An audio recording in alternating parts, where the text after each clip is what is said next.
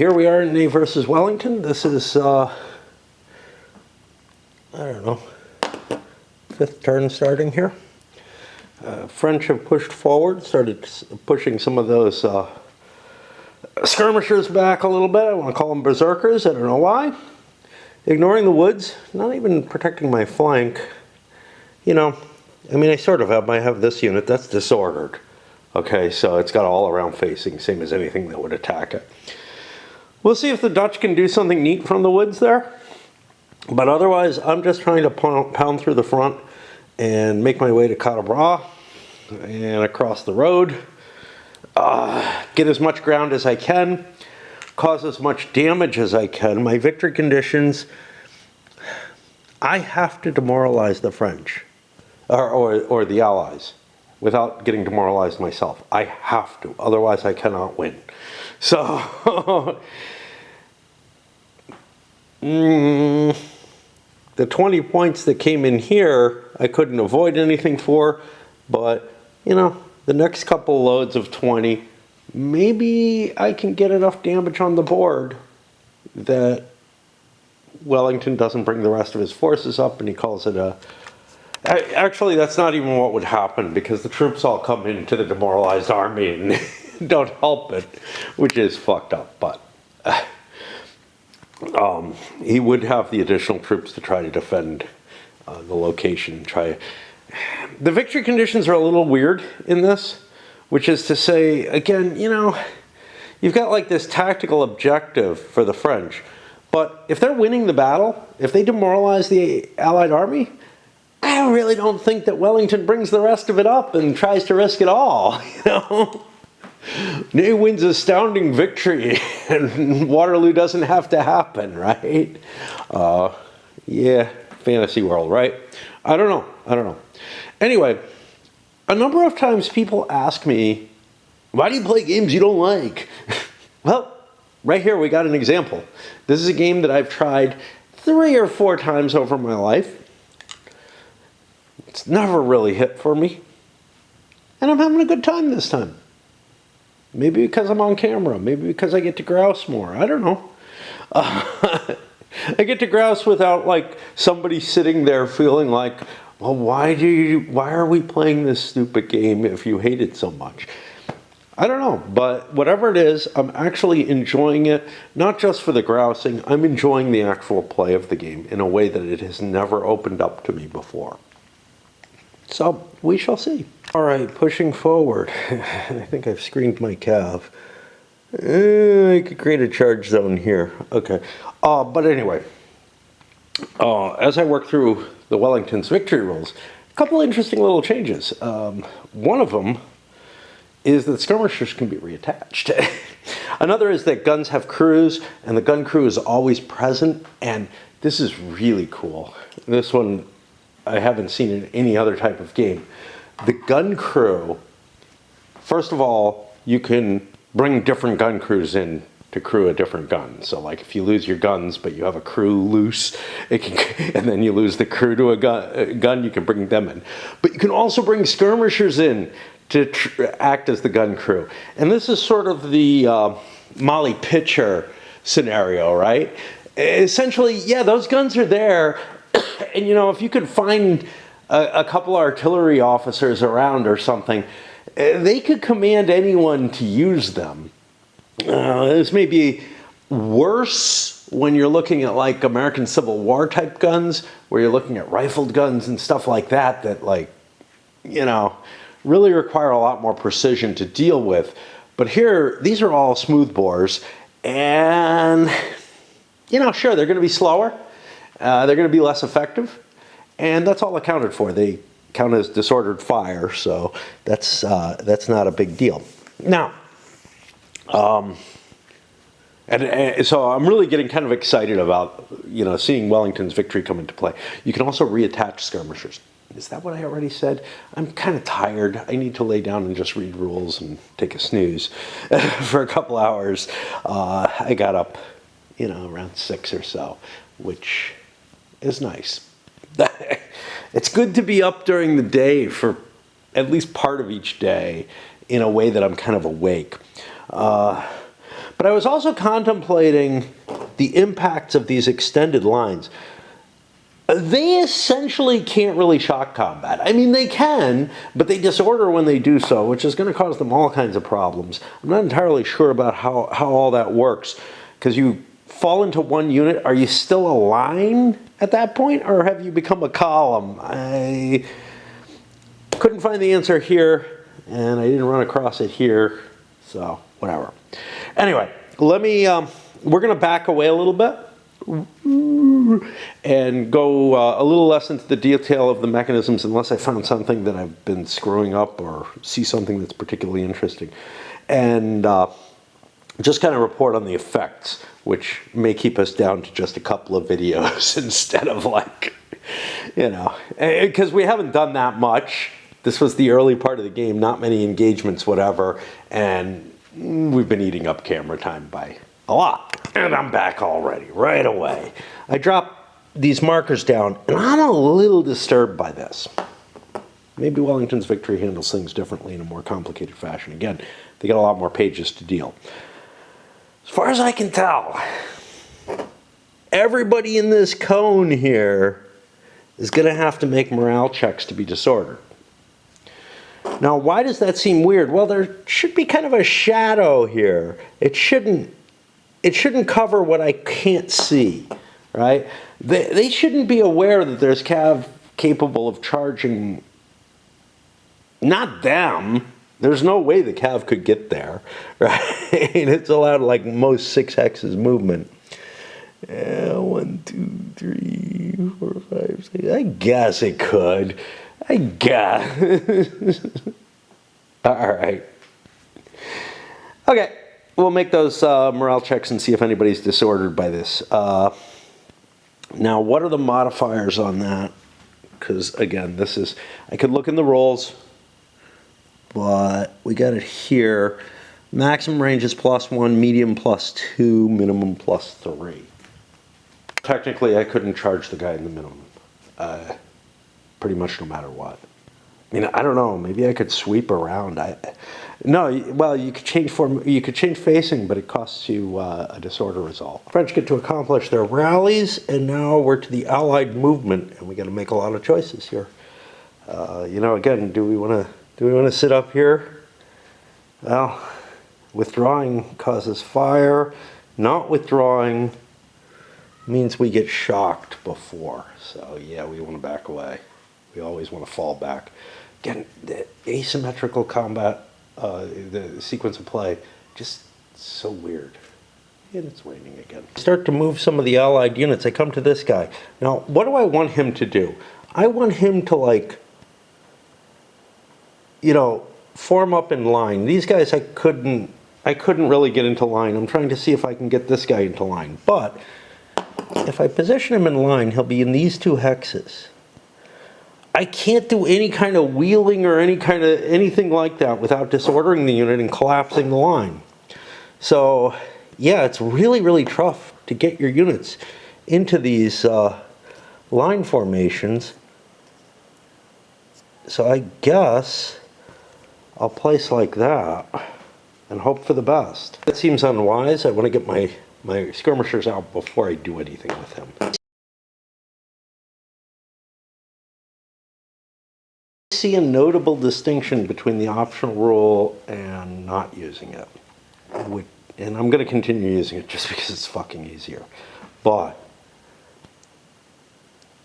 let's say I want to create a line here. This is already moved, but if this guy moves out first, then I can do a change formation as this unit's first move. But by the strict interpretation of the intended rules, I wouldn't be able to form my extension there. Actually, I would because, yeah, I would because that's a skirmisher. Infantry units don't interfere with each other, so I would actually be able to play around with that during the facing formation phase. I'm not sure, I assume it wouldn't impact during the immediate, just as the movement starts, like before I get a chance to move anything, in which case the facing formation wouldn't make a difference. So maybe it's not an actual change. Okay, so at the end of the Allied movement, they took quite a few more of their rifled skirmisher hits. You don't see me throwing out clouds of skirmishers. Why? Yeah. I don't know yet. I don't have a good argument. I'm not finding them being terribly effective at preventing the enemy attack.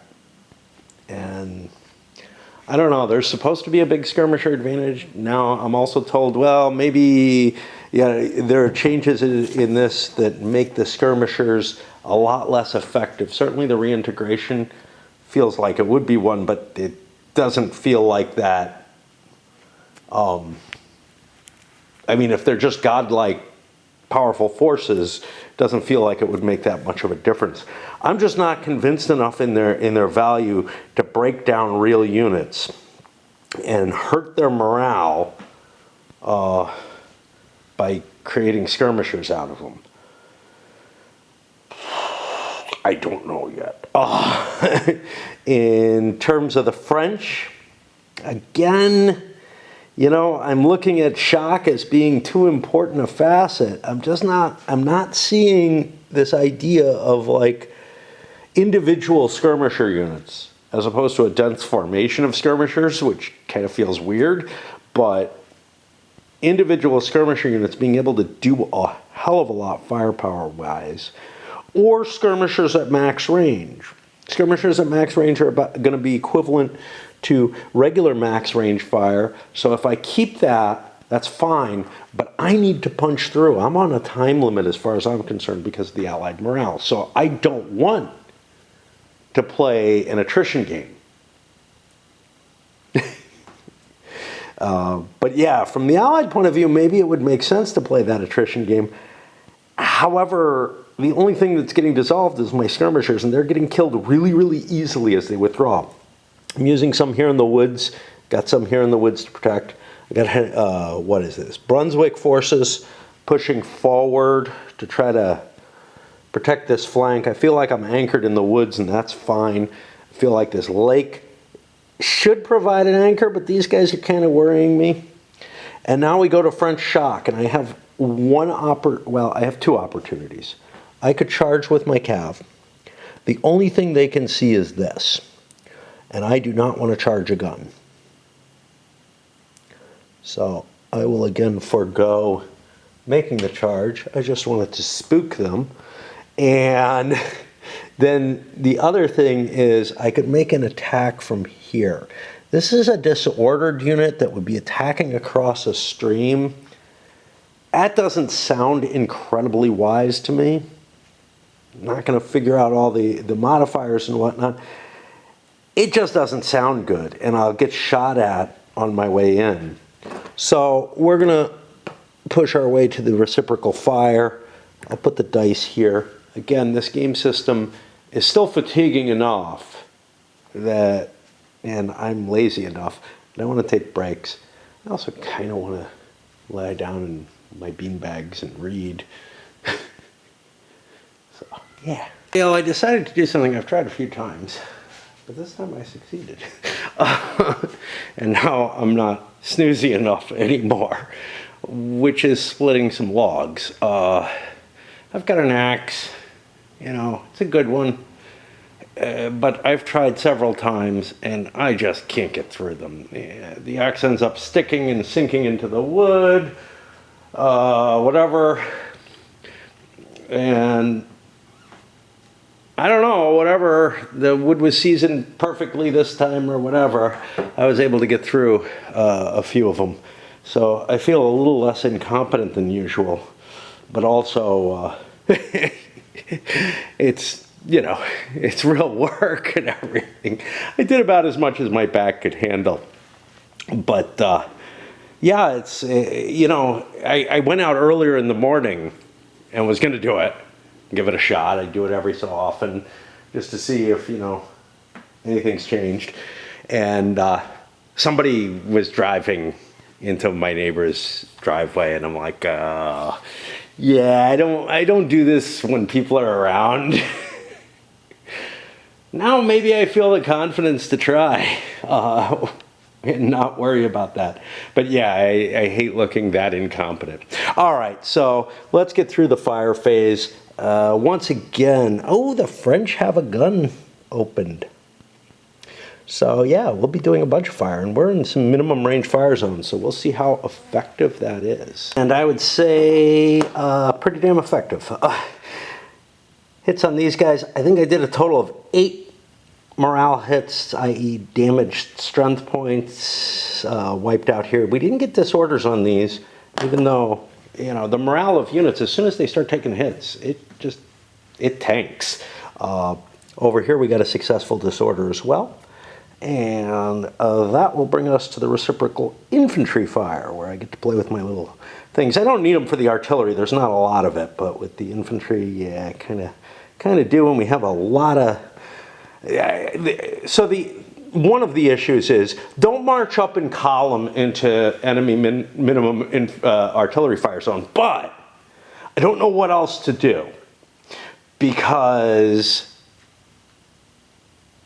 A, I couldn't move very fast, but B, I end up with way too much frontage if I form into line with those big units. Now, they can form into line now that they're wiped down and they're weak, but then they'll have like no morale and they won't really be able to stand up there against the enemy fire. So I don't know, but it's a hard task. The French won the initiative, and again, you have to make this weird kind of calculation when you look at the line here.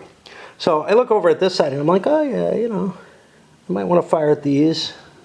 Sure, the artillery is already fired, so those are going to be skips and I might fall behind. But getting first fire here might make sense. But here's the thing.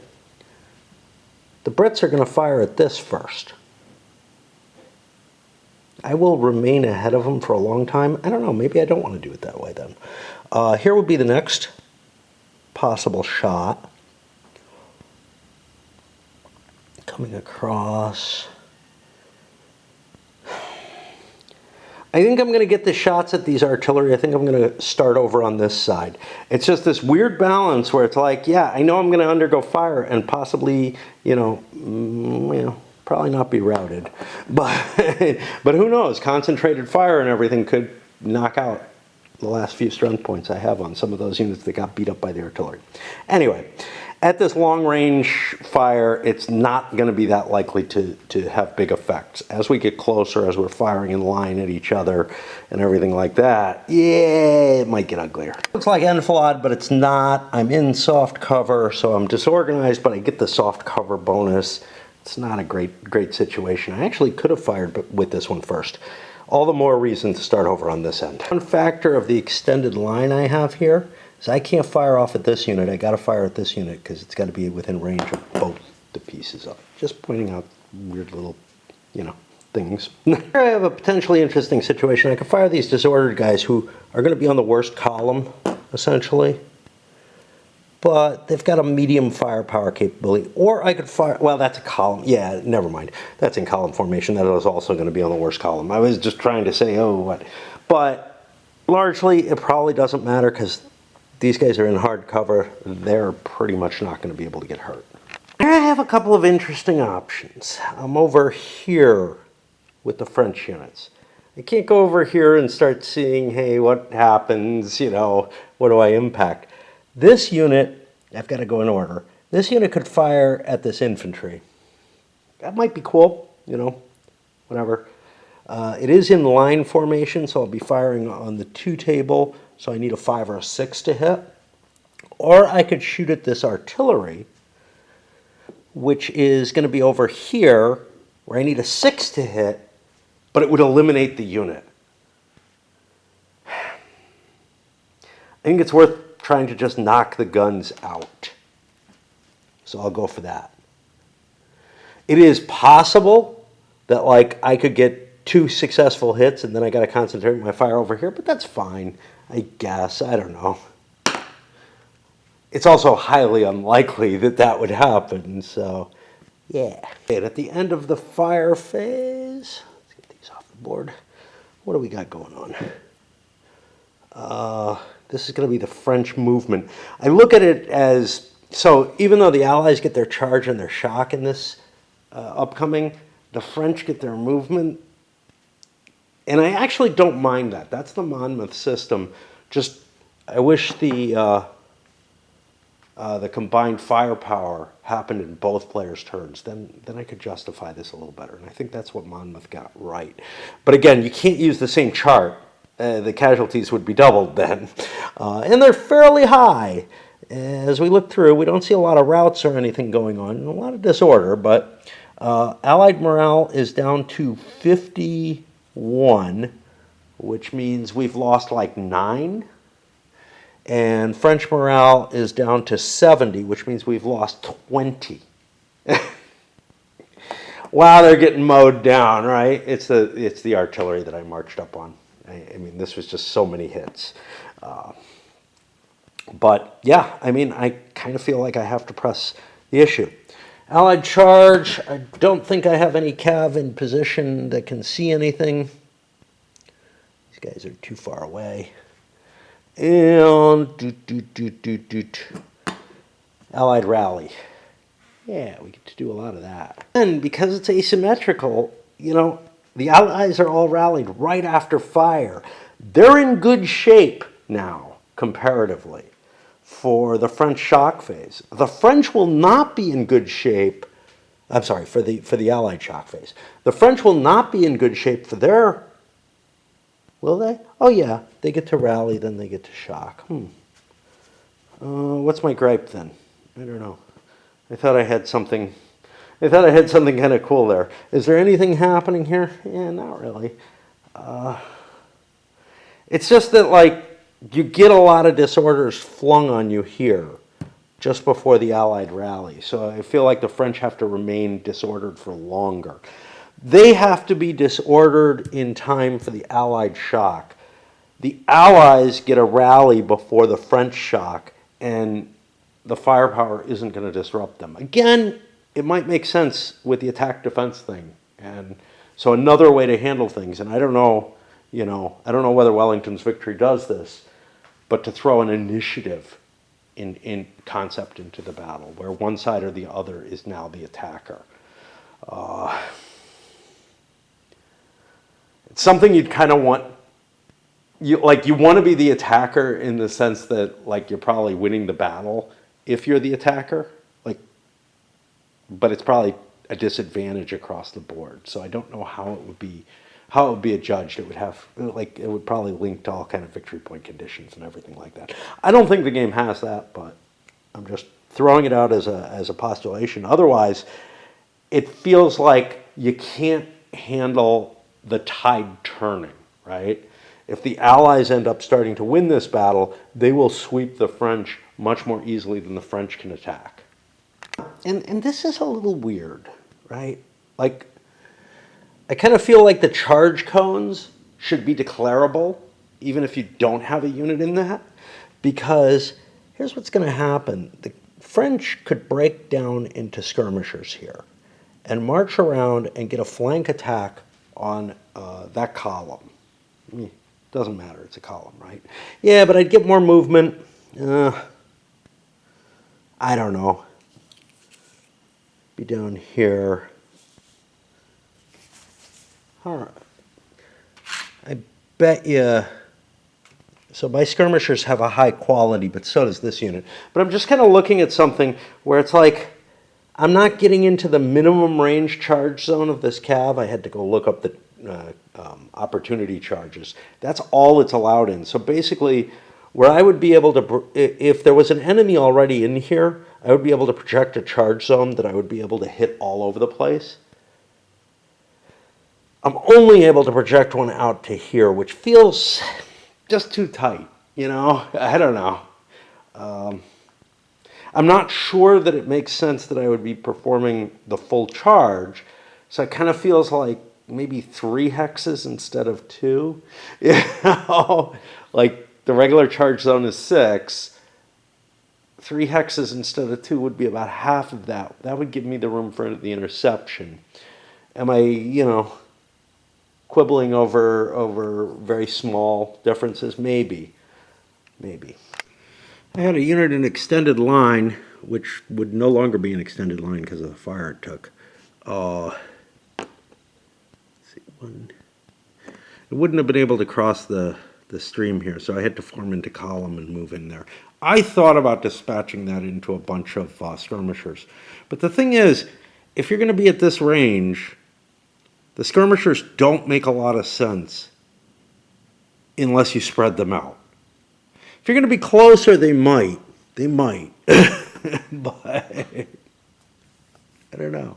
Here I'm going to take a chance, and I'm marching in a line unit up against this artillery. Now, the artillery has to expend an ammo, but it can do a minimum range fire. I'm leaving a minimum range hex, so he gets to shoot at me.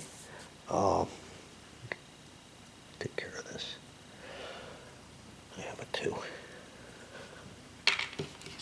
Kicking around here. So, let's take a look at what he does. He's a 6 artillery at minimum range, but with a 2 firepower rating, going up against line. I'm going to do damage. There's no question. 4, I do 2 hits to this guy. So he gets a strength of 3 on him and ends up with, he's got a bonus for leaders within range. So I think his total is a 4. However, he does get disordered coming in. Oh well. Launching a series of positionings, whatever, maneuvering to get into, where I can trade fire and maybe take advantage of my better morales, or potentially. I've got this real problem right here where I got units that are just too fucking big. This one is damaged, so I can march that up. This one marched up in column without, no, it did not. Never mind. I thought I could do it without hitting a minimum range fire zone, but I cannot. I would be leaving a minimum range fire zone there. Wow. I'm just like really kind of pinned down by that artillery, and I don't know how to cope with it. I could change formation. Do we have any lights up here? These guys are lights. I could change formation and throw some skirmishers up there, which will be a lot more resilient to the artillery fire, but they still attract it. It's definitely worth it is this disordered unit is a light. I'm going to replace that with a couple of militia. Skirmishers, whatever.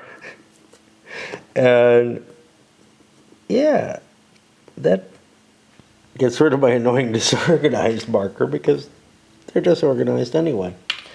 And I think I'll bag that. There's no easy way. I don't know. I don't know where I want to keep my casualties. Like, that is sort of a casualty because some of its strength points are on the board that way. That'll help me, I think. I'm trying to figure out a way, like if I convert to line and move forward, but I don't want to take 2 shots from these guys, but there's only room for an extended line here. However, I think these guys will screen any shot. I'm not sure. I'm moving one of these skirmishers forward. Now, here's the problem. Do I want to waste artillery ammo on skirmishers? Well, the skirmishers are going to hurt me if I don't. They are the answer to the artillery, to tell you the truth. And while they use up ammo, they are also vulnerable to the fire. They're class 3 out here. I'm up here. Only a 1 or a 2 do I survive the approach. Can I even do that? Interesting question.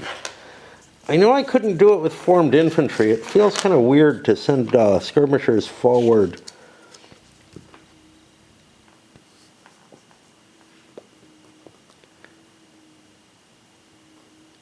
Yeah, I'm only prevented from entering formed infantry minimum range fire zones, which I did not do. So now I can commit another one, I guess, to this stupidity. I can't send it here, but I can send it in there with a couple of artillery there. It wasn't terribly effective, but at least I got my disordered unit out of there, even though it was just a couple of skirmishers killed by artillery fire. Now what? Now what is now I have the capability to form a line here and move these guys forward. I could have planned for it conceivably if I wasn't using the optional rule to make things easier. I really wouldn't want to be playing it without that optional rule, though it feels painful. So yeah, and now we'll do our advance, and we will take artillery fire coming in, but we'll see. We're at least wearing out their ammo. Well, there's a disordered unit up here. Great. It's in line formation, but luckily it's small. It's small enough that it can be in line formation and disordered now. Oh boy. After the French March, this is what we have. Some cav trying to get around here. They can't go through the swamp, but I can't figure out a way to use them. So I'm going to commit more things to this outflank, trying to hit this one skirmisher. Of course, there are the Brunswick units coming around there, and I feel like this is all going to work out okay. I wouldn't have been able to cut through this swamp either. So I'm not going to, you know, unless I break through their center, that cav is kind of useless. So I'm sending it off on its mission. Over here in the woods, whatnot, lining up against these Dutch. Now, the question is, where do the Allies perhaps want to shock? I have a column versus column attack here that I could make. I'm a little weaker, and I don't think I want to do that. I got one here where I'm bigger, but not by a lot, not by 150%, and my quality is less. I don't think I want to make that attack. I mean, we can take a look at it. We'd be looking at like a -1 here. The effects are not good on the attacker. So, yeah. Once we get to the stream, I don't want to cross that. That's a penalty to shock attack. I want to stay there and try to hold my line there, okay? So then we come to here. Now the stream actually plays along here too, but I may want to make attack here to protect my artillery. And if I'm doing that, maybe I support this one. That'll be 150% attack. So I think we're going to declare these two shocks. Now the problem is that incurs fire. I think I will not with this unit. I think this unit may, though. Okay. So we'll incur the fire. That's a 6-point column fire. We take a look at column. That gets me here. It is quality 4, which means it's middle. It's only original quality that matters. I'm firing on a column. I get a hit. Who's this unit? That's a 9. I need 10s for.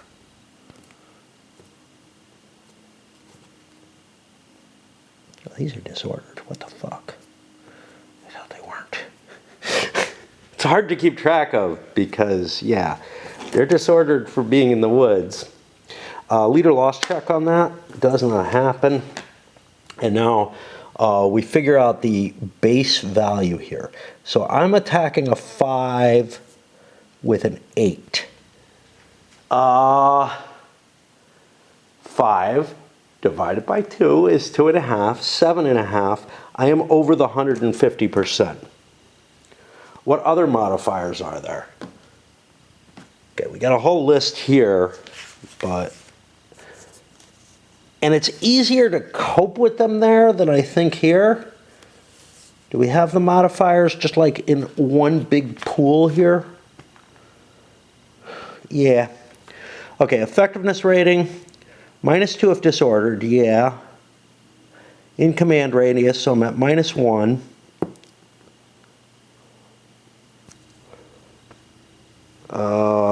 Okay, so let's look at the base values here. I'm a 4, make it a 3, facing a 2. So I'm at +1. Both are disordered. Okay, no difference. I've got a leader with me. That brings me to +2. I don't think he has a leader within command range. Is it command range? Yeah, it's command range. He does not. So now I'm at +2.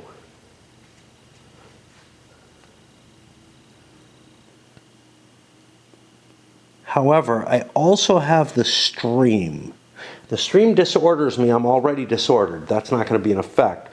So I think I'm at 150% +2 here. That doesn't look terrible.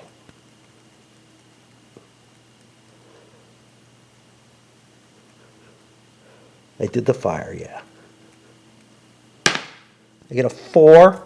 That's going to be a DR. That's a disorder with a retreat. This is an already disordered unit getting a DR. I don't believe that routes him.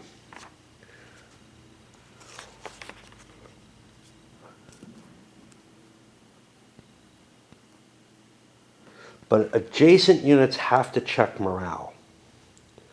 So this guy's going to have to retreat.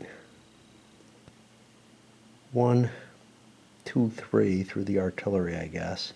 That'll disorder the artillery. Whee! Ah, wrong unit. Wrong unit. Well, then we don't have to go through the artillery.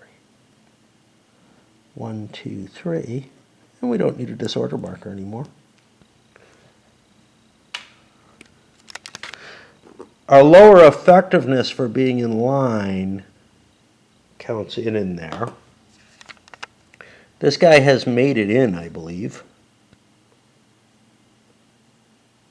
Right? I don't remember.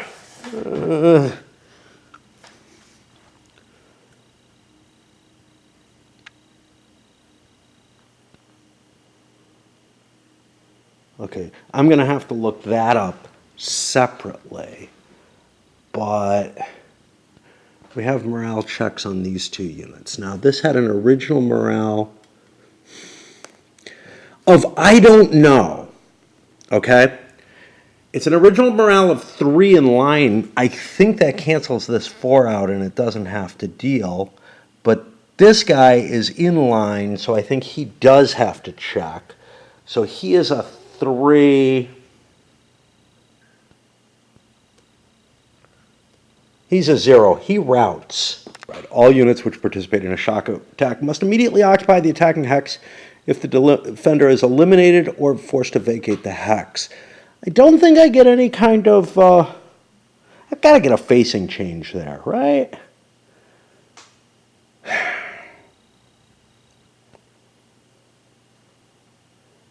You would think that there's an advance roll. I'm going to look in Wellington's victory and see how it handles it.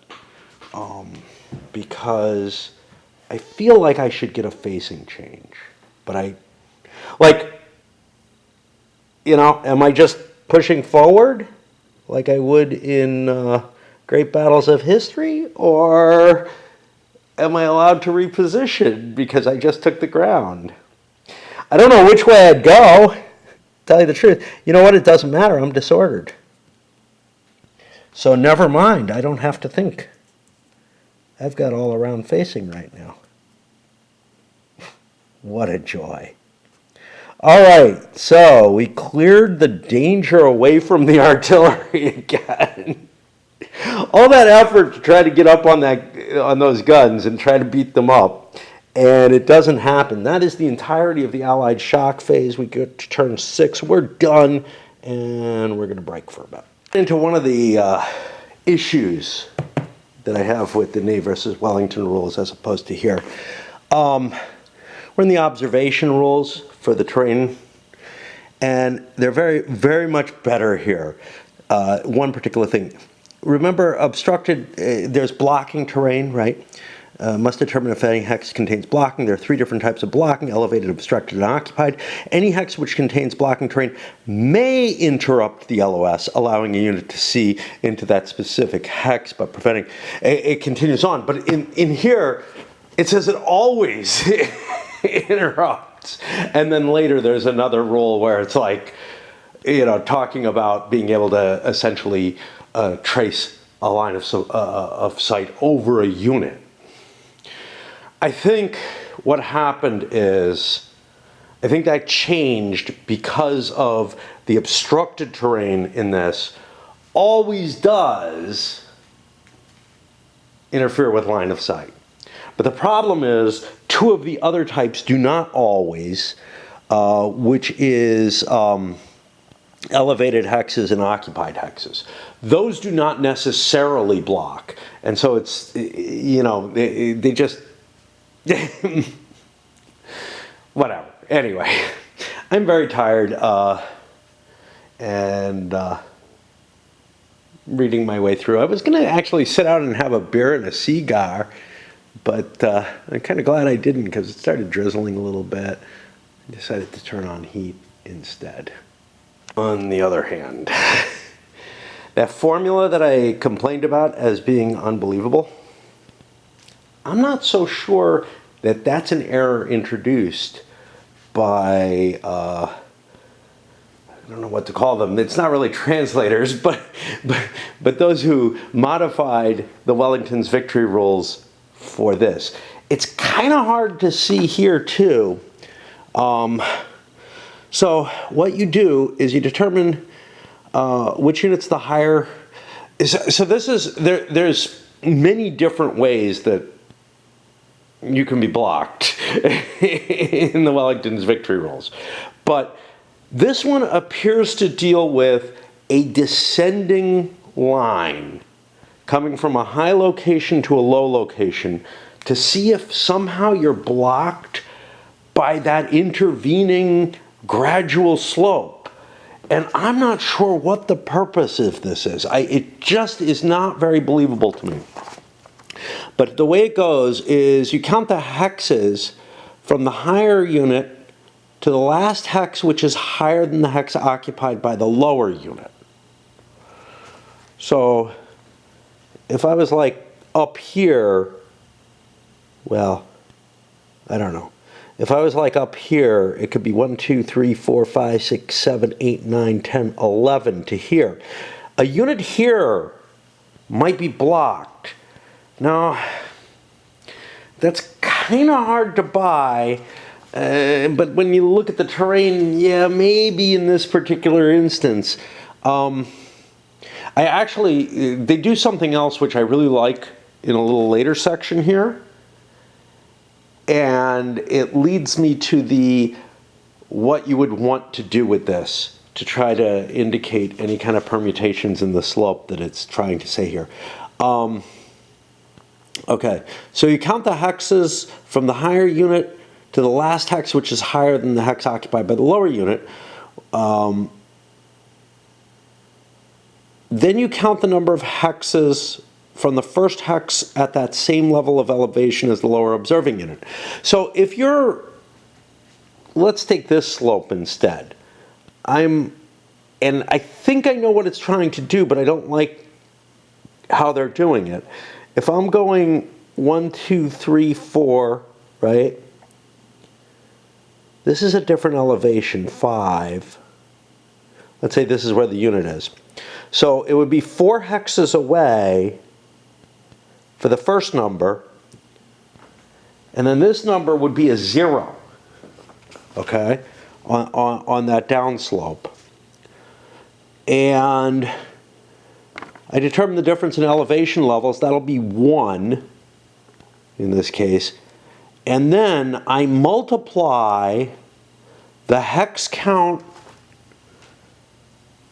of how many hexes that lower unit is on. So if you're on an elevation change of any kind, you're invisible. If you're on a downslope, now that would make sense if these are cliffs or something, but it doesn't feel like they're expressing that kind of terrain, just because the slopes aren't causing that big an effect. Much more interesting in effect. So again, the stupid scenario that I pointed out as being in Ney versus Wellington, is represented in Wellington's victory, and I do not like it and will not play with it in either game. Now, what I would use is what the CWB system, I think CWB introduced it, which is if you've got an upslope behind you, I'm trying to remember what that is. Essentially, if I'm in a position like, we have something else that's trying to cover this, but if I'm here, yeah, here's what it is. So it would make sense if I'm here, I wouldn't be able to see here, right? It would make sense if I'm here, I wouldn't be able to see here, because there's a crest to any kind of situation. And what that should be is the number of spaces behind me going to a downslope. Now that's what's covered here. This is not covered in CWB, but what's covered here is this idea of when two units occupy hexes of the same level of elevation, the LOS between those units is considered blocked if both of them occupy hexes on a descending slope. Okay?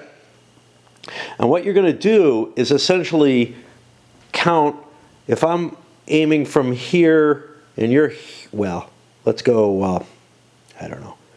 I'm here and you're here. No. I'm here and you're here, I guess, or here. Essentially, there's a partial elevation change in the way here.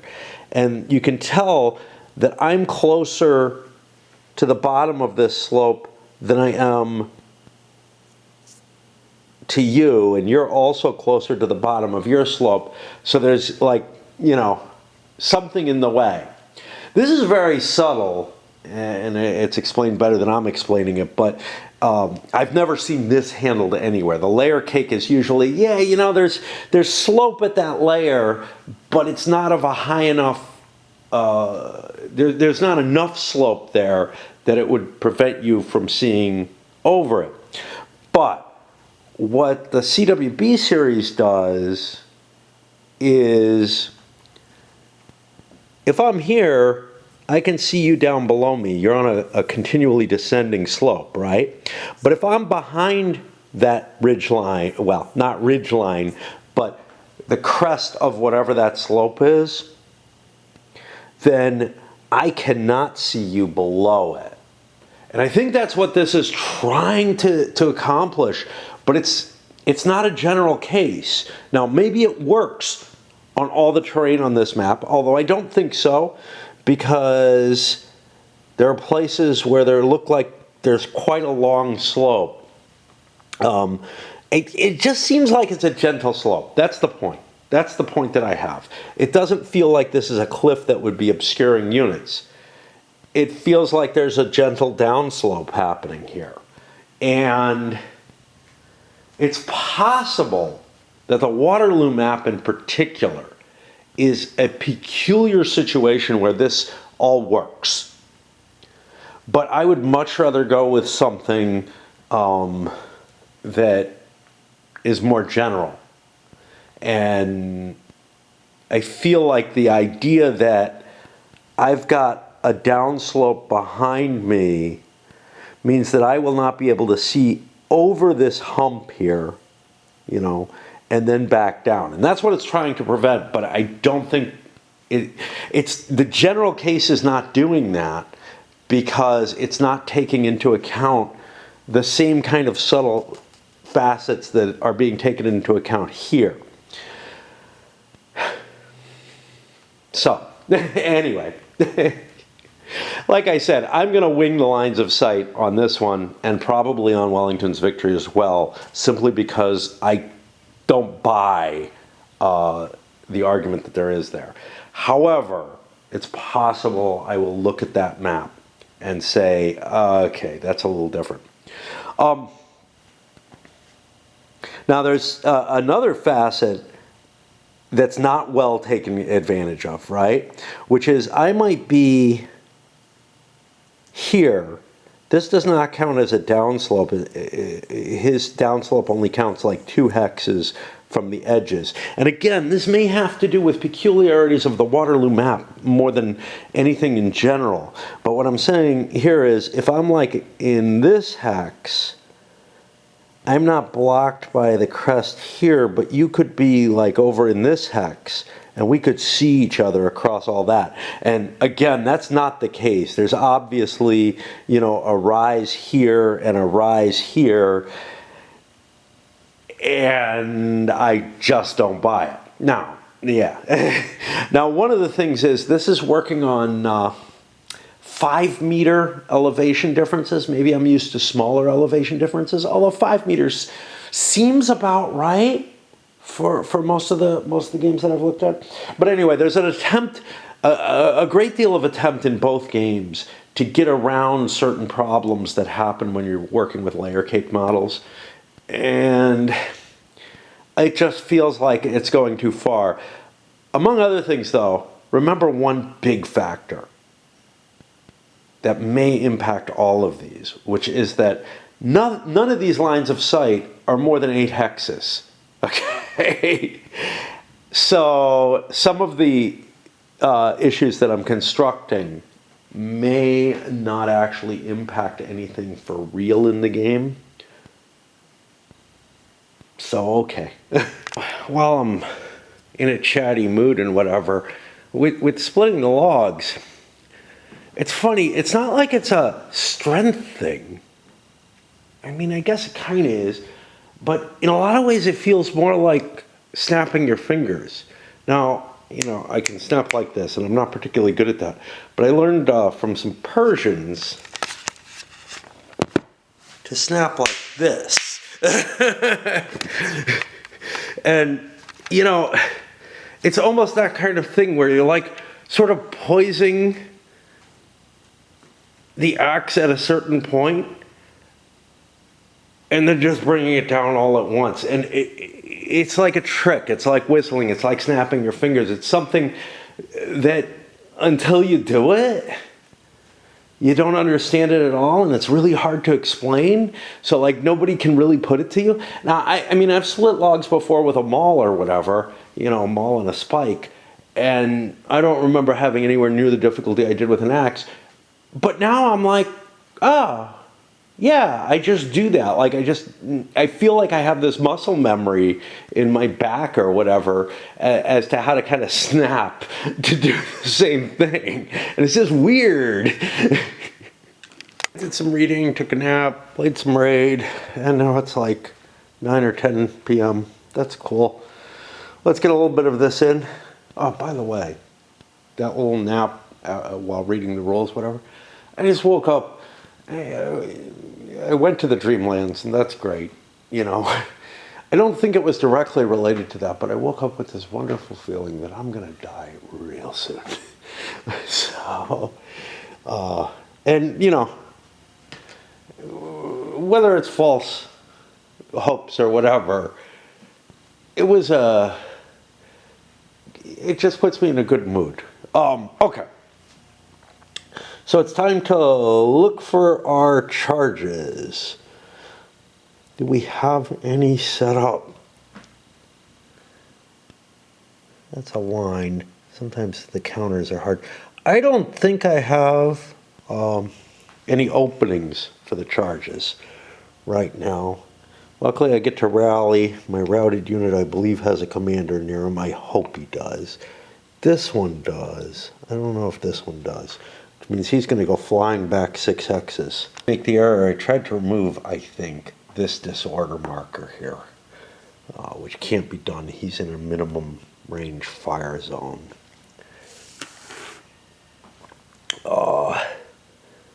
And this guy's going to run away. This guy's going to become disordered, which is okay. But running away. Yeah. I actually get to control him. I don't have to worry about movement points. 1, 2, 3, 4, 5, 6. Let's put him back here. It's a little better. Okay, that points at that. All right. And then that's going to allow the Allies to begin their march, and that's going to take me some thought. But again, Wellington's victory has some additional rules in it, right? One of which is, and this is very reasonable, this skirmisher couldn't have wandered out here to hold that woods by himself. He would have to be within, I think it's 5 hexes of a formed infantry unit, which is very, very proper. Sure, you might have skirmishers in the American Revolution, whatever, who were plowing through the woods on their own and whatever, but in these kind of battles, they were meant to be a cloud in front of the infantry. They did not go off on their own little missions. And I'm starting to, get my units into position over here. These guys moved forward. Over here, I kind of want to form into line, but doing so will give a free fire on me before I change formation. Is that a good idea or a bad idea? So let's say I drop this guy into line. This guy I can't, because he would have to extend. This guy would have to extend, and he's facing a line, so that's a different situation. But here I have a column firing here against my column. I would take casualties. I kind of think I want to stay in column, higher morale. The French are going to get a shock phase, which if I form line, they'll be able to immediately plow into me. Yes, I'll have more firepower to hit them with before they come in, but there's no guarantees that that's going to do any kind of morale hits. So I think I'll leave these guys here. I unlimbered these guns to give me some coverage here. I don't think I want to plug this gap with one of these crappy units, because that'll just interfere with my fire lane. So, yeah, I don't know quite what to do. I might spread these guys out to form an actual infantry line as a secondary barrier in case this shit breaks. This is what the Allied position is going to look like at the end of this. Yeah. Whatever. That's going to put me to French shock. Oh, boy. Well, as far as I'm concerned, the French have to push forward, so I think I'm going to make a fair amount of shock attacks where I can and try to punch my way forward. Again, disordered units might not be the best attackers,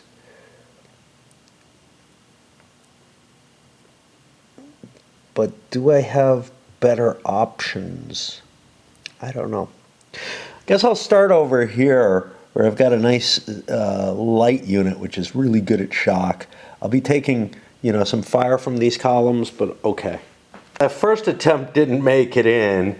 I'm looking through here. Yeah, I don't really want to go in line across the stream.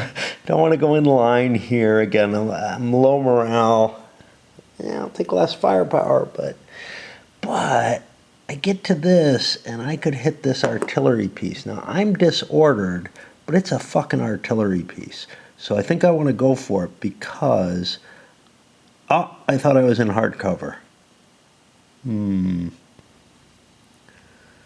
probably just going to disintegrate. But what choice do I have? If I can take the gun out, that's great. I think I have to go for it. It didn't work, and it's kind of a shame. That was a light unit. Now, once it recovers, I can turn it into a single skirmisher, and it'll be more effective than... It's like a strength point now.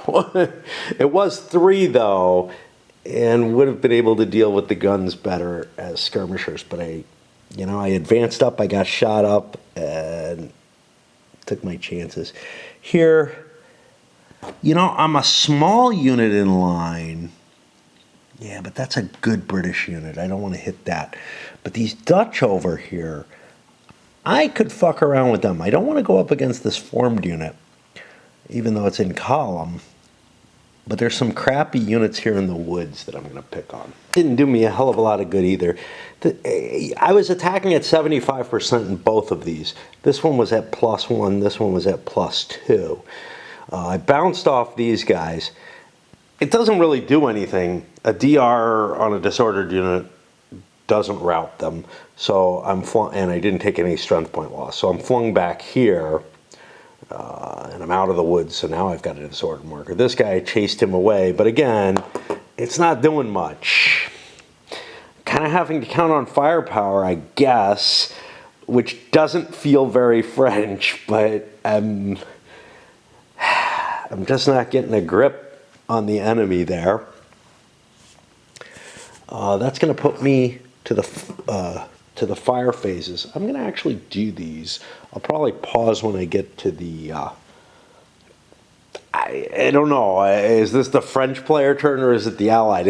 It's really hard to tell because both players are doing stuff in it of significance. So, like, yeah, the Allies are doing their shock in this, but the French are doing their movement. And it's just really weird. It's like, I want to call it one side or the other, but none of them are.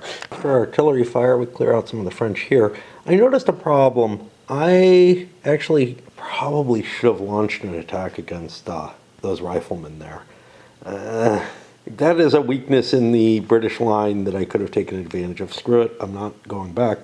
Another thing is, this fired its last shot. It disappeared. It took a hit here. This is the hardened location, and had I come out of here, that might have worked. I don't remember where I thought it was. I thought it was there. I thought I was looking at this, and I apparently just didn't see that. Oh, that gray on green maybe hid from me. I don't know what to do with this unit. I'll put it in the bin. You know, it's not counting as any losses or anything. It just disappears from the board. Again, in the Wellington's victory, it's not that way. The guns would stay there. You can actually shift ammo between guns of the same type and stuff like that. And I guess there's points for capturing guns. I'm not sure. I know that there's no army morale for guns themselves. So, in that system. I'm not sure here. I'll have to look that up if a gun gets destroyed, but so far that's not happening. And now we'll go to the reciprocal infantry fire. I gotta swap batteries for that.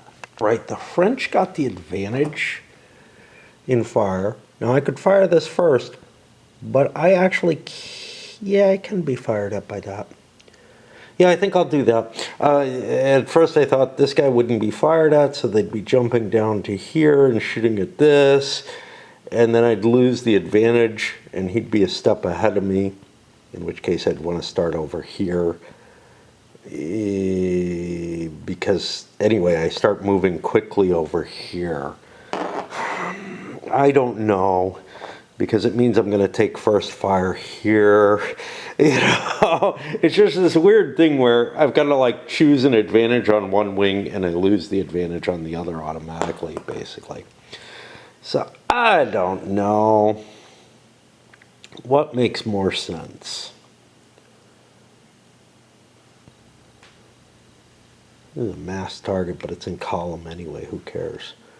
How's my firepower here? I got enough fire. I think I'm going to start over here. I think it just makes more sense. This is going to be this is going to be longer range fire, so it's going to be less impactful, I think.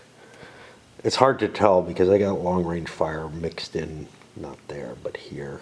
As I proceed through this, you know, the way the combat table works, especially when you're firing at class 1 targets or with reasonable firepower, moderate, whatever, there's almost an attritional level to it where you're like pretty much guaranteed to do 1 point of damage to each unit.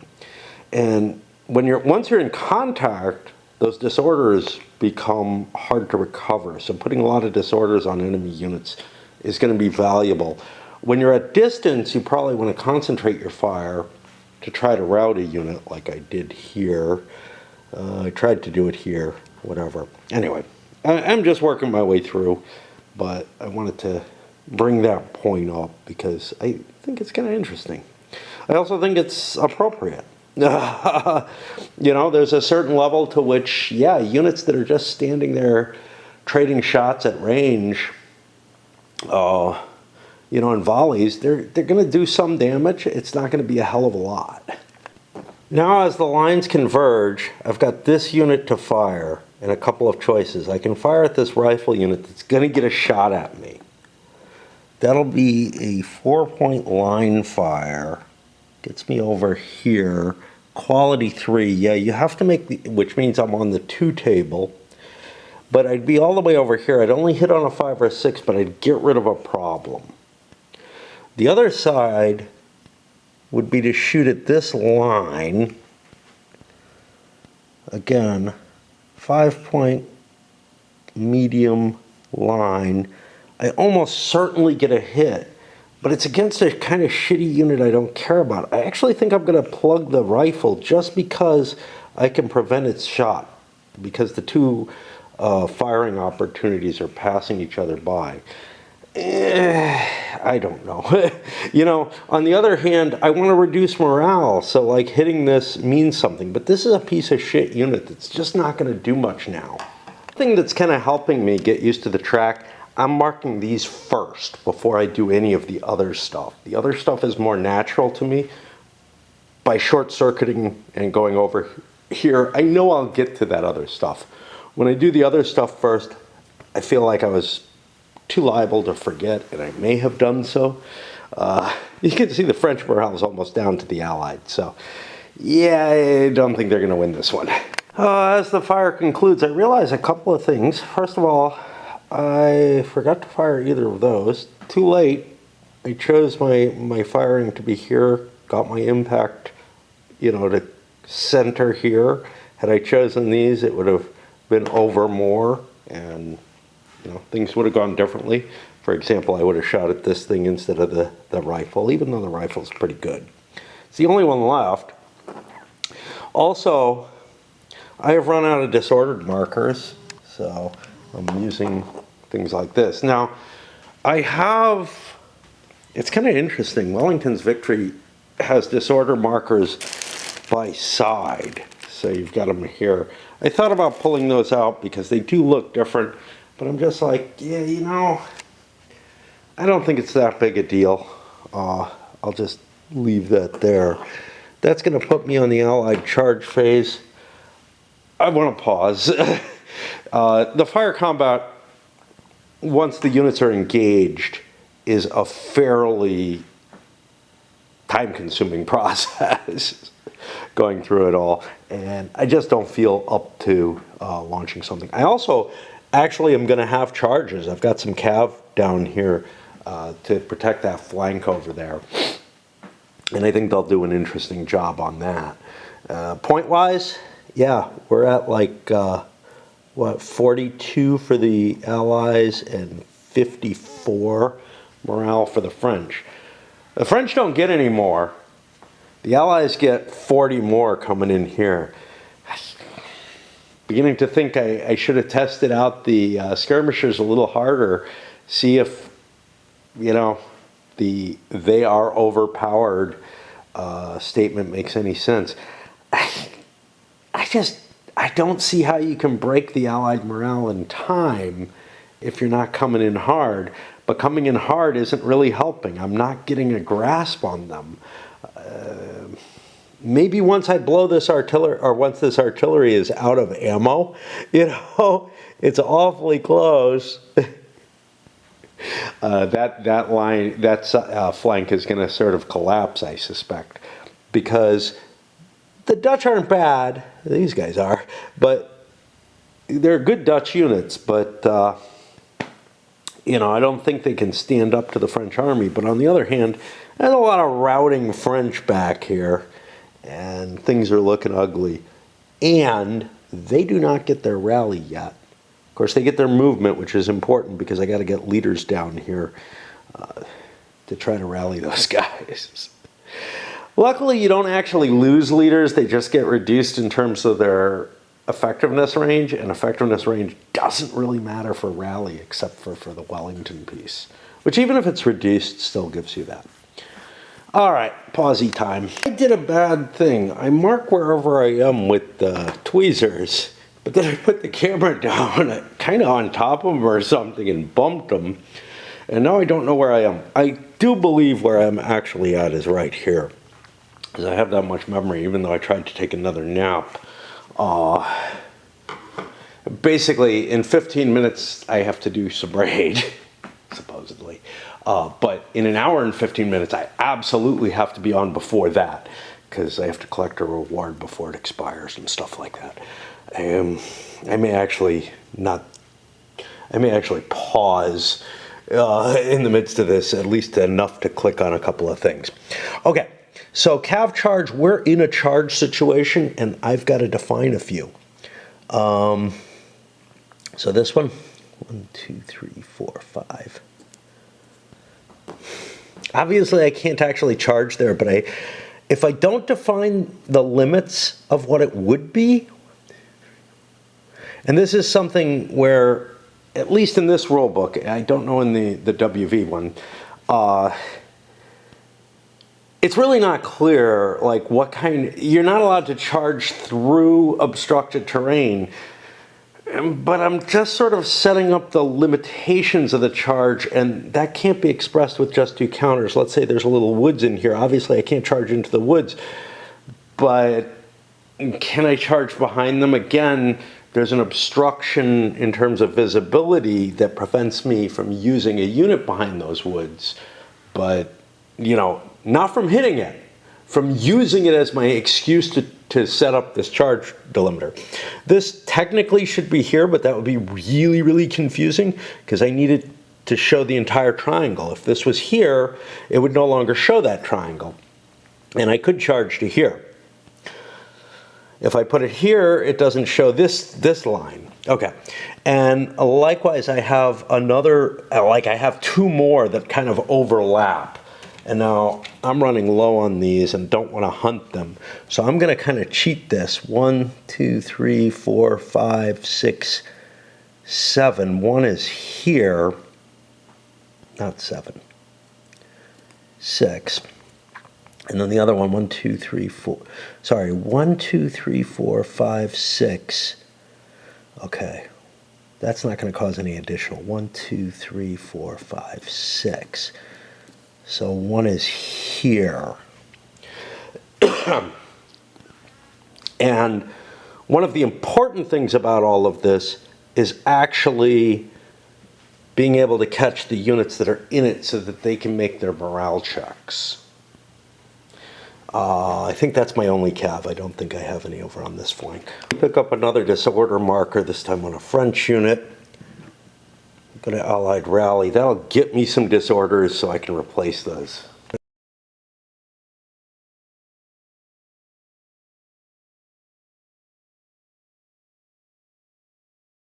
I begin the painful process of trying to figure out where the French are going to move in each case. I'm actually at full counter mix on the disorder markers. One of them came off this unit.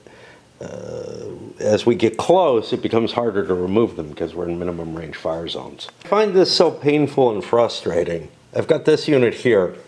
I could either convert it into an extended line. It can't form a line any other way, right? It could extend to here, it could extend to here. Now if it extends to here, I can actually move into contact with the enemy, and I think that's what I'm going to do. But if I wanted to say fight this skirmisher, I can't. My options are convert into an extended line and then part of its lining here. Actually, I think I'm allowed to fire at it in this game, but not in Wellington's Victory. In Wellington's Victory, both hexes of the unit have to see you. In this one, I think it's only at maximum range, but I'm not going to look that up because I think I do want to do an advance from these 2 hexes into that one. So I'm going to do this. I also had to look up, again, because these are unfamiliar mechanisms to me, again, the cav opportunity charge, right? It just seems so funny that it's minimum range. That seems so close. Realize I'm not stacked legally here. So these are going to turn into columns. I flipped them over. I forgot that the English units form extended lines, which is just a penalty. It's just a penalty. There's nothing good about extended lines, right? And it really sucks for the English units that they have to do it. I mean, I guess if you want to cover more terrain or something, it's more valuable, but this is such a crowded situation that I'm finding these extended lines really, really cumbersome to deal with.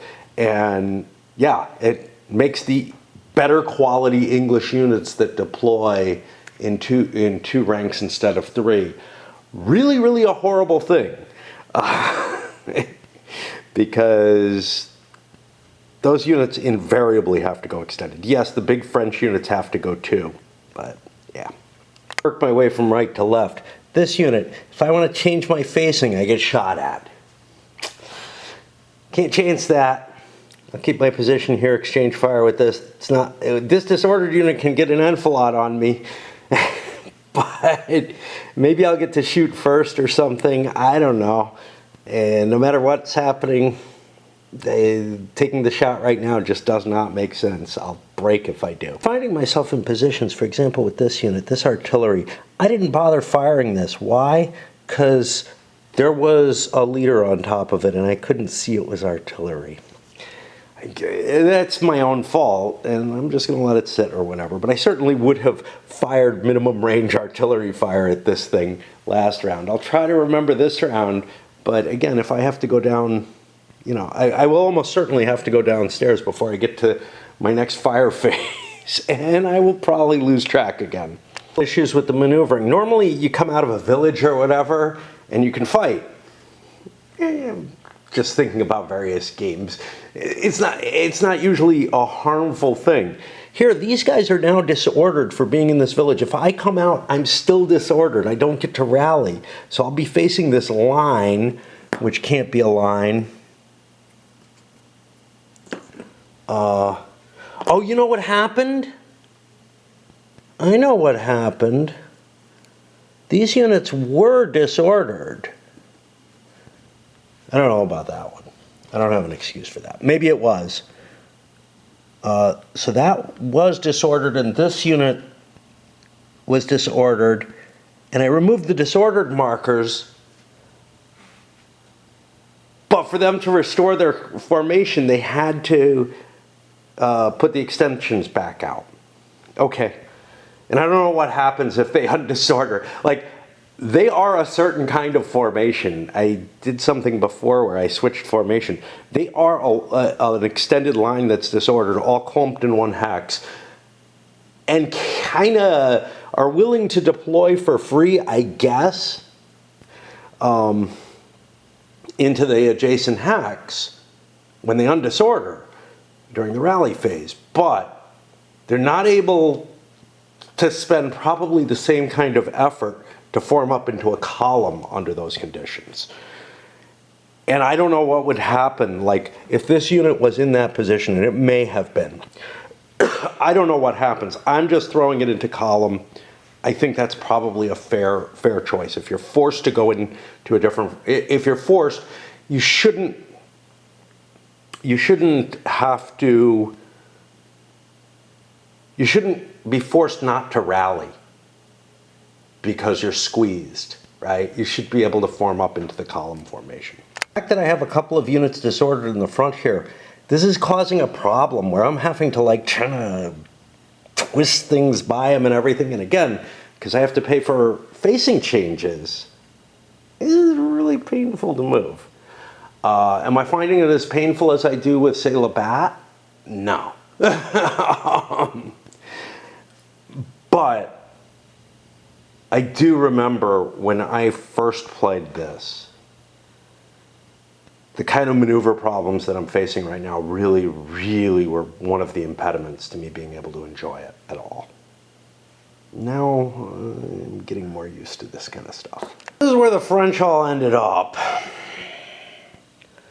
I used a unit that got dissolved, and then this unit advanced in line to draw the remaining fire from these two Dutch guns. They're gone now, and now I really don't need to be there, but I am.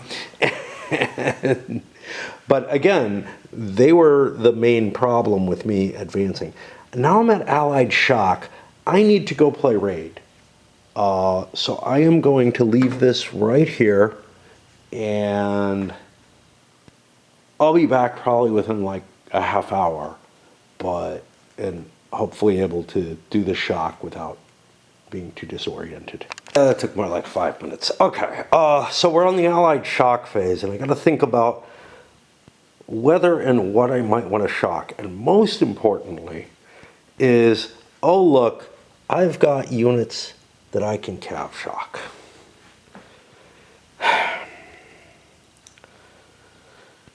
On top of that, I might have some desirable shocks someplace like here against a disordered unit.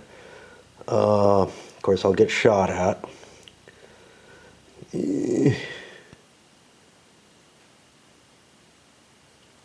Where I'm in columns might be appealing, although I don't know, my firepower is good. Like, my firepower morale advantage probably helps me more on the fire table, even in column, whatever, than it does trying to hunt, especially some kind of big French units. And I have a heavy mass of units right now. So let's start with a charge. Why not? We got this big cav unit here. Now, if I cross this, I think that disorders me. I'm going to have to look up a fair amount of stuff to do this. This game is completely missing, in which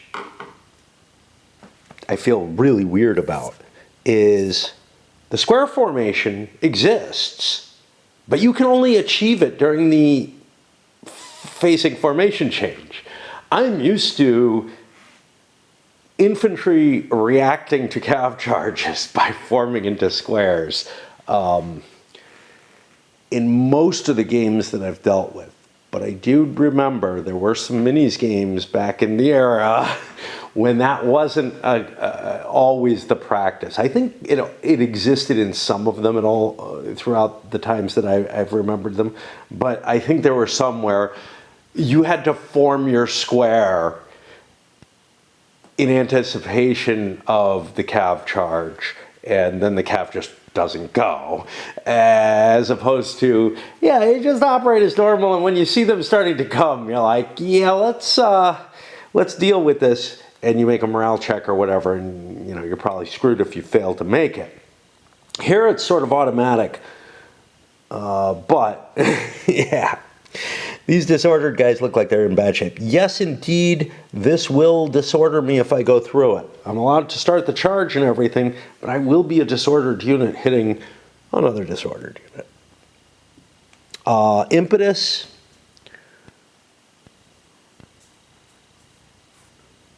Only affects undisordered cav, which would put me at kind of a disadvantage, I think. Another thing is the scale of the game. They state that each strength point, infantry and cav, are like 100 men. That doesn't work right if that's what they actually mean. Cav units had a disproportionate advantage in melee.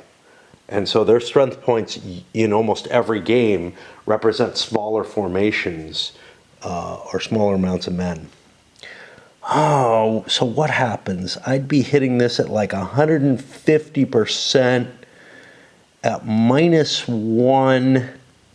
No, yeah, -1. Without the impetus, I don't know if I want to do that. That's not the kind of advantage I'm looking at. Anyway, I think I'll start with this one. Do I want to send the leader? Is there an advantage to the leader?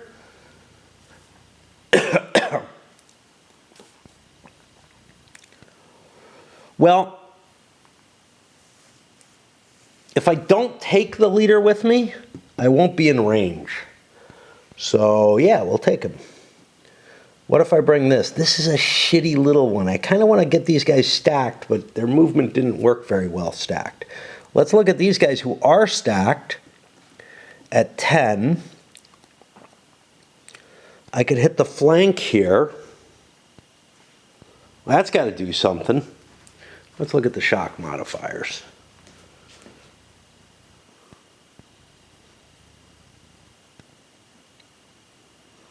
Okay, I believe what happens is if I attack the flank, I end up disordering them. So that's obviously the better choice. So yeah, I'm going to launch these guys this way. But they're going to have to turn. They'll be disordered as well. But hitting... Oh, this is the flank of one of these things. That'll just collapse. 1, 2, turn, disorders it.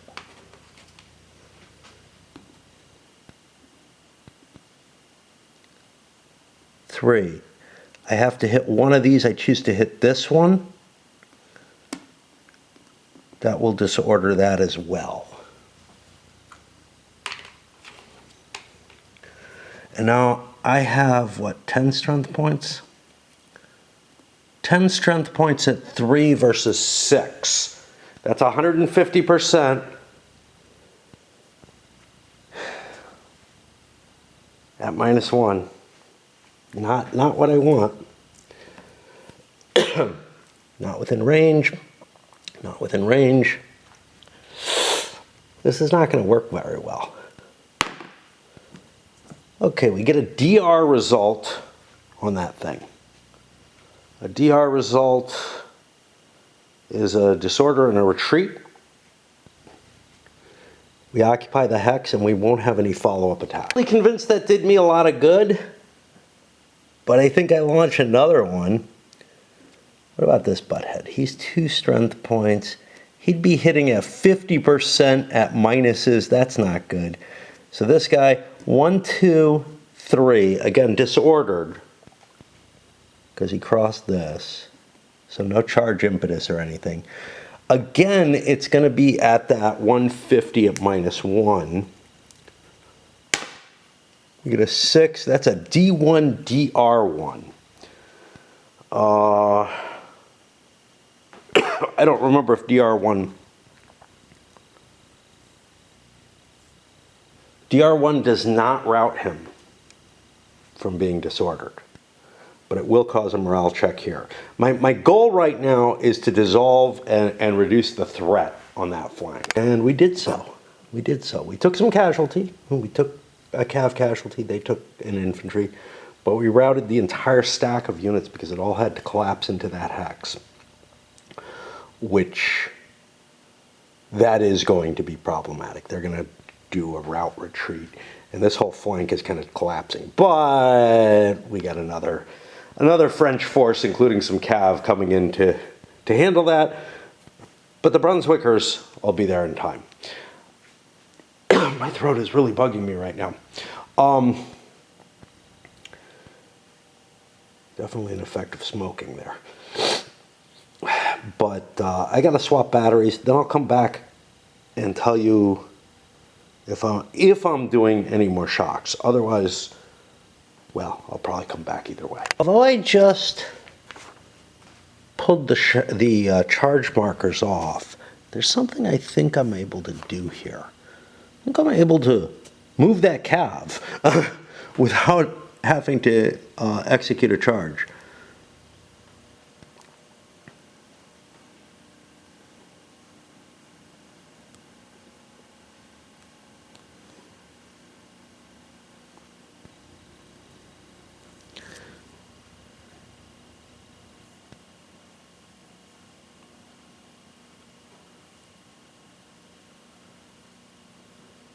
Must move at least 3 hexes away from its starting hex.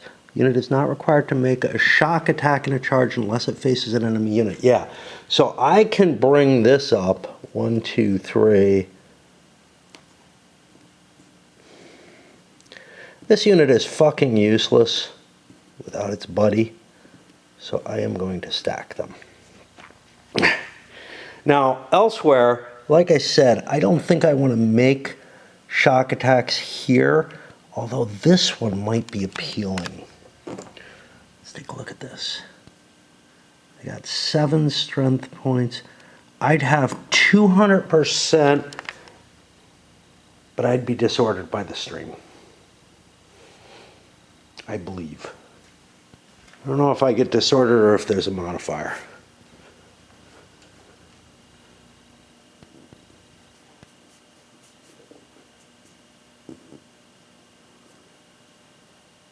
I think I get disordered.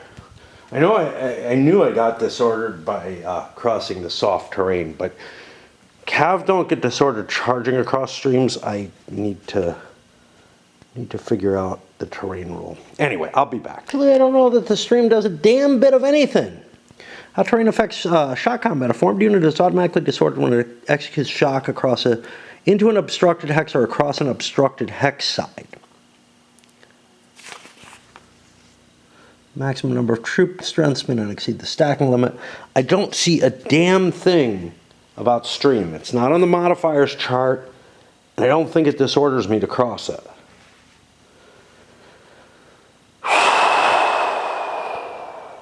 Okay, so why have I been defending behind the stream? Like I should defend further behind it so that the enemy units have to spend an extra movement point to get to me. I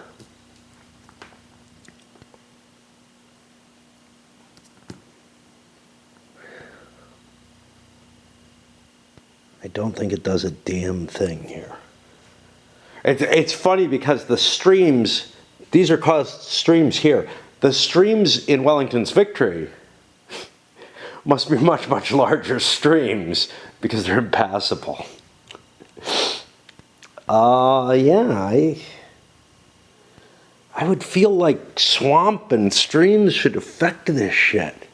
I'm very disturbed that they do not.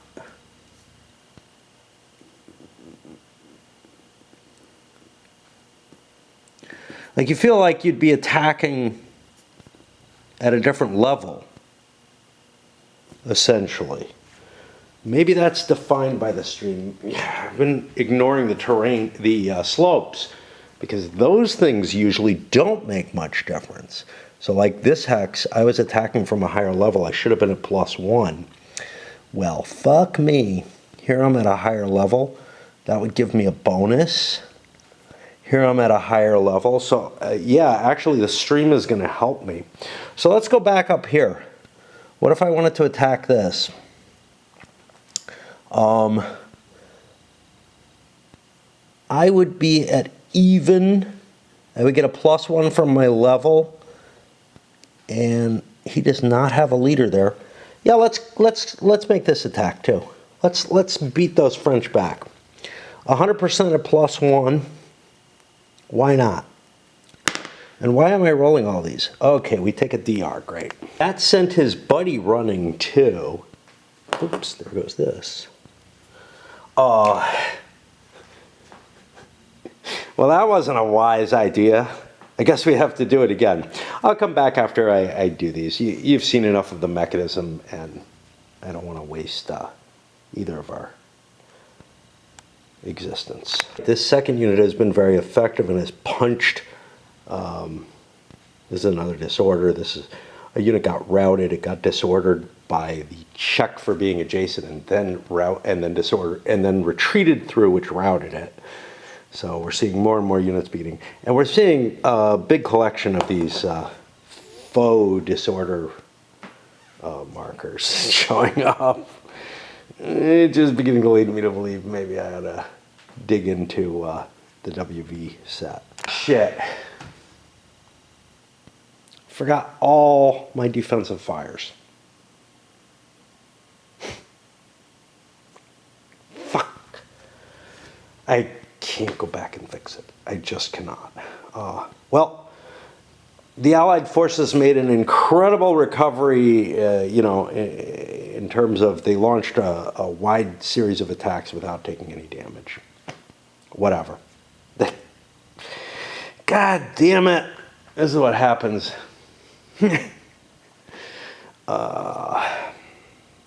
There's just so many complicated aspects, having to check all the modifiers and everything. And I'm not trying to blame it, on like, oh, these damn modifiers are what got it. It's just there's so many different complicated pieces that something that I had learned disappeared from my brain while I went to go look up all the modifiers and all the shit that maybe I wasn't paying attention to. So like earlier in the game, if I had done any shock combats, and I think I had done a couple, or attempts to do so, terrain did not, the slopes did not have an effect. Now they're having an effect, as they should, but, I had to first look up the damn cav rules, then I had to look up this, then I have to look up that, and I have the feeling that these are not going to gel very quickly, like in the course of this game. Wellington's victory, maybe, because it's bigger. But it's, honestly, it's part of why why I'm playing this one, is to get me more comfortable with a cumbersome system. When I played, what was it, Summer Storm, that thing, I had a hellish time because of this kind of situation where there's just like a shit ton of modifiers. I have to flip through the rules to find that. And then a whole bunch of interactions and everything that are just far more cumbersome and complicated than I'm used to in games. It does generate a realistic system for the most part, but when you add in the fact that if you're a player like me, you're likely to fuck up a lot of it, and it kind of doesn't matter how long you've been playing the game. Like, there were just more things to remember and keep track of in any given combat than I could hold in my poor little brain. And I think this game is doing the same kind of thing. And,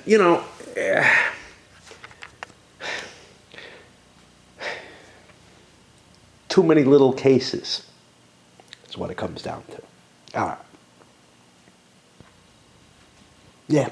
And I don't feel like I suffer that way. Let's say an NBS, the Napoleonic Brigade series, which handles many of the same things, if anything in more detail than this does. Maybe in more detail than that does in a lot of ways. Like, it's different kinds of details, right? Like, the fact that Summer Storm had like this, just about everything you do causes you to make a morale check. And just so many fucking die rolls on everything. All that mechanical action is another aspect of what is getting in the way of trying to remember what's going on. And that's part of it here. Of course, there's the rules lookups and everything, but there's also a lot of mechanical lookup on the table, figuring out what's going on and everything. It just really gets in the way of being able to remember what, all the correct steps are and everything. And you get too much complexity for me, and you get a less realistic game because I'm going to leave shit out all the time. I realize I fucked things up because I'm trying to read this. I saw the D1 is disordered. No morale checks are required if the unit is already disordered. It's not further affected. The DR and the DR1 cause a rout. Now this caused a rout anyway, so that was the one case where that would have happened. And this thing, whatever the Allied Cav was, took just a D1, which does not.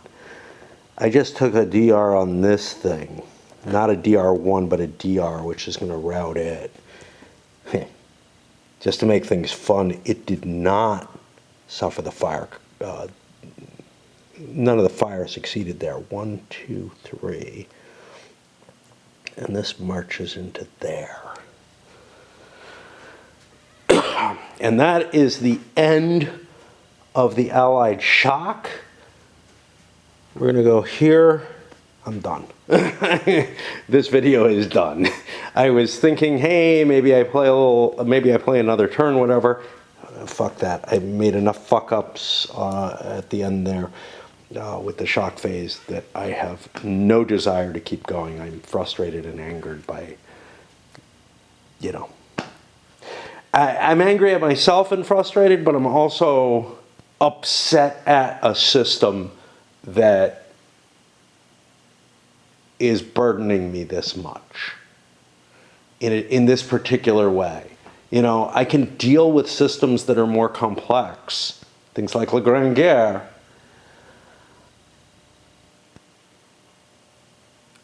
because I feel like I can come up with mechanisms that help me play it and understand what's going on and be able to get a pattern for it.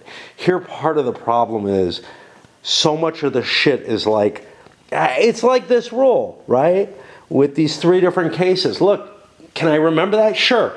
But what does that push out of my mind? Does that push the ability, the remembering, you know, to do the fire or whatever? It's like I don't have a great pattern available of do A, do B, do C for every combat, okay? It's kind of like when I take losses on units, now I remember to move these. That helps. That fixes one problem, but there's so many others. And when it's like, calculate all, you know, I have to calculate the odds, I have to calculate the comparison between the morale, walk over here and read this. At the same time, there's just a load of like special case rules that have to be kept in mind. And there's not any kind of special counter in play or reminder or anything like that. And I guess that's kind of what gets me. Like the La Grande Guerre, each aspect that I look at might require a lookup or something early on, but it very quickly becomes a pattern of what I'm doing, one thing after the other. Whereas I'm not able to find a pattern here because I'm having to calculate all kind of modifiers, and there's not like a clear sequence of things that I'm doing. And it's especially troublesome because one chart's over here, one's over there, and then there's of course the rule book to look at and everything. Yeah, I'm just making my gripes, but I'm trying to find an argument or a reasoning behind, hey, why is it that games like this and like Summer Storm piss me off and I don't get used to the mechanisms within them, and there are other games that handle things in the same level of detail perhaps, or that are equally complex, etc. I'm trying to find a grasp on that so that I can understand, because maybe it'll help me. Maybe it'll help me figure out what I need to do in this in order to be able to play it without fucking every goddamn thing up, you know? It may just be that, I have to take a dump and I know I have to play a raid and whatever, but I don't think so. I think there's something fundamentally that's mixing between how I operate and how this game is designed. And maybe how the rules are laid out and how the map, how the charts and whatnot are laid out. Maybe if, I had a good... Because I was getting good narrative out of it, as far as I was concerned, until I started having to do these lookups and everything. And then, then not only did the gameplay get fucked up where I didn't do things that I knew I had to do before, but also there goes the whole narrative for me. It just gets shot away when I'm encumbered by this much roll. What started it all? Doing a cav charge. Not surprising. I mean, I have trouble with doing those in NBS when I first deal with them any particular time, right? Or even just the melee combat, although that becomes Although in version 3.0, that becomes the only combat in the game. Oh, I don't know what to do. Anyway, we're going to load this one up and see if we can get back into a happy place with this game. Because we were in one. But now I'm feeling the kind of frustration that I felt when I first started playing it.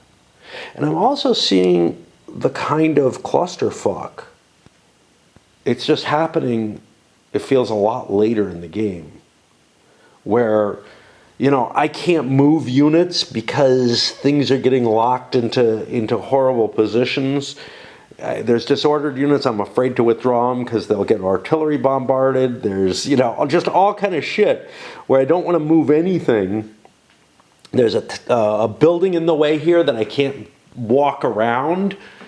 Presumably, I guess everybody's jammed up against it, you know. There's just not room for another unit to move through without actually entering the building or whatever it is, and getting disrupted. This is like a farmhouse or something. It's not a little town or anything. But whenever you enter buildings or whenever you enter woods or whatever, that's going to disrupt the hell out of your units. And so there's like this thing here that even if I extract my unit from it, I still can't walk through it. Right? It's blocking terrain that's, you know, I think it's a defensive advantage, but it's really just a bone, you know, for me making any kind of advance. All right. Anyway, up it goes.